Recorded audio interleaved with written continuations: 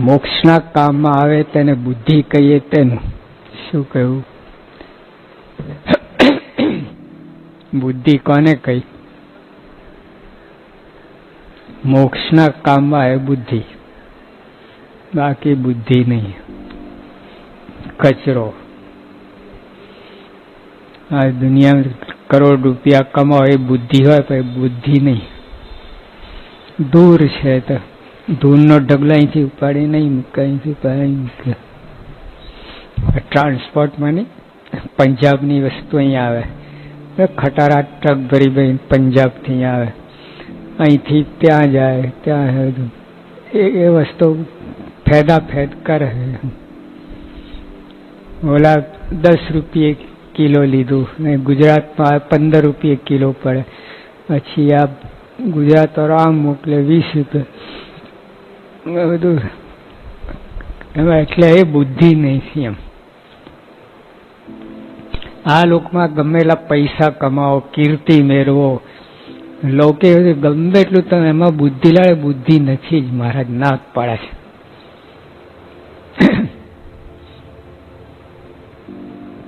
બુદ્ધિ કોને કહી?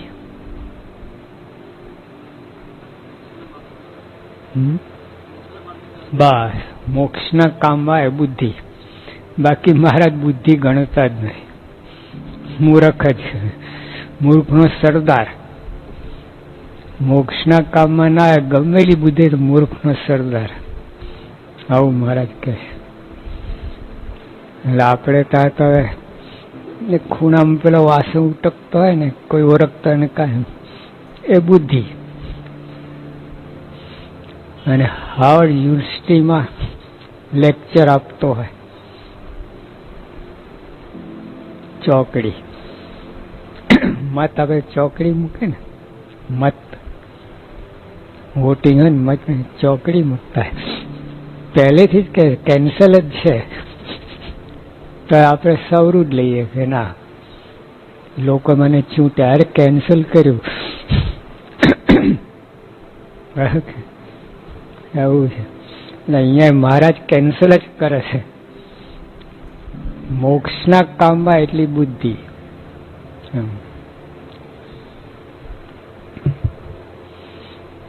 વાત કેવું છે, આપણે કરતા નથી બરાબર, એટલે લોકોને પ્રતીતિ નથી આવતી. લોકો આપણને આદર નથી આપતા, એનું કારણ આ વસ્તુનો ગૌરવ ક્યારે વધે? આપણે બરાબર કરીએ ને, લોકોને પ્રતીતિ આવે ને, એ લોકો કરવા લાગે. વસ્તુ આપણી ટોપ છે, પણ આપણા પ્રયત્નો જે છે ને મેળવવા માટે, હાવ પેલા ભિખારી જેવું છે. એટલે ઓફિસમાં બેસીને આમ સહી કરે ને, કચરો હોય તો મારો ફળિયામાં કોટન વેસ્ટ, ઓલા ચીથરા છે ને એનો વેપાર કરે ફળિયામાં મુંબઈમાં. એટલે કાપડ કોઈ કપાય ને પછી એની ચીથરી પડે ને બધી, એનો ધંધો કરે છે. વ્યવસ્થિત છે, મોટી ઓફિસ છે, અને ઇન્કમ ટેક્સ, સેલ ટેક્સ બધું ભરવામાં, ખટારો આ તે, લોકોને ભાર પડે છે. ચીથરાનો વેપાર. આ પસ્તી વાળા નથી, આપણે લઈ ગયા છે ને મુંબઈથી, અહીંયા છે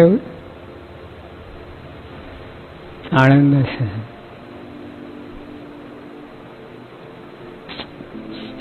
પસ્તી છે, ત્યાંથી આવે છે સ્ટીમરમાં ભરી ભરીને, પરદેશથી પસ્તી આવે છે. નીચે રેતી ભરવાનું હોય ને સ્ટીમરમાં, પસ્તી ભરેલો, મફતનો ભાવ અહીંયા આવે, અને અહીંયા પછી આ લોકો એમાંથી કેટલું કમાય છે. પણ જો વ્યવસ્થિત છે ને, એટલે પસ્તીની અંદર રૂપિયા દેખાય, તો સોનું દેખાય. 6 લાખ રૂપિયા 1 કિલો સોનું, 6 લાખ રૂપિયા પસ્તીમાંથી મળ્યું એટલે 1 કિલો સોનું, આપણને 2 ખટારા પસ્તી દેખાય અને 1 કિલો સોનું દેખાય. વ્યવસ્થિત છે એટલે આપણે પસ્તી આમ તેમ બધું ગમે ત્યાં ફરતું ફરે, બધાને ભેગું કરીને 1 કિલો હોય તો 6 રૂપિયા આવે. વ્યવસ્થિત થાય તો, અને આપણું વ્યવસ્થિત નથી ને તો આટલી મોટી સરોપરી વાત મારી જાય, કચરા ભેગા કચરા પેટીમાં જાય છે. સરોપરી વાત કચરા પેટીમાં જાય છે, અને ઓલો કચરો છે તો તિજોરીમાં જાય છે. પસ્તી કચરો જ છે ને, એમાંથી પૈસા કમાઈ તિજોરી મૂકે છે. કારણ વ્યવસ્થિત. આટલું જ.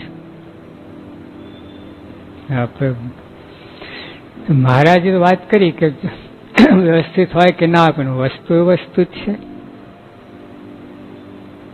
સોનું ગટરમાં નાખી મૂકો 10 વર્ષ સુધી, પછી કાઢો તો પિત્તળ થઈ જાય.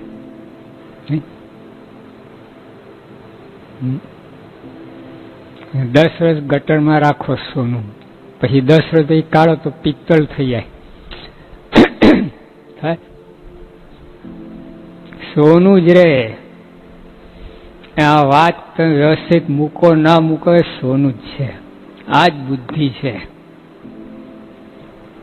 ફેર એટલો પડે કે વ્યવસ્થિત ના મૂકો એટલે લોકો લે નહીં. જ્યાં તમે ખબર છે બજારમાં ઓલા ફ્રૂટ કેવા ગોઠવે છે, અને ઓલા જે રસ્તા બેસે છે ઢગલો કઈ બેઠા હોય. આટલી મોટું પપૈયું હોય કે નાનું હોય, એક જ કિંમત આપી દેતા. ઓલા ગોઠવીને આમ આ સાઈઝના આટલી કિંમત, આ સાઈઝ આટલી કિંમત. જો વ્યવસ્થિત કર્યું તો એમાં કેટલું લાભ થાય. આપણે જેટલું વ્યવસ્થિત થાય એટલે બહારના લોકો લાભ લે. બાકી વ્યવસ્થિત કરો કે ના કરો, આપણું તો કામ થવાનું છે. બુદ્ધિ એને મોક્ષની બુદ્ધિ કઈ. સ્વામી મહારાજે જ કહ્યું ને વૈષ્ણવમાં, જૈતુલપુરના ચોથામાં, તે વર્તમાન નથી પાડતો એને મોક્ષ તો થવાનો આશરો છે એટલે, પણ લોકમાં એની છાપ ના પડે. બીજો એને જોઈને સત્સંગમાં આવે નહીં. આપણા નિયમ ધર્મ હોય તો આવે કે નહીં સત્સંગમાં? વાત તો સરસ છે સરોપરી, પણ આપણા નિયમ ધર્મના ઠેકાણા ના હોય એટલે કોઈ આવે નહીં, લાભ ના લે. જો આપણી અસેવા થાય છે, ભગવાન આટલું બધું કરીને મૂકીએ અને આપણે ઉપર પાણી ફેરવે છે. વ્યવસ્થિત કરવાની જરૂર છે. થાય છે, થઈ રહ્યું છે, પણ તો હજુ ઘણી બધી આમ લોકો કેટલું કાંઈ હોતું નહીં બાપ, એટલું બધું છાપી કરીને બધું પુસ્તકો લખે. આપણે આટલી સરોપરી વાત છે કચરા પેટીમાં.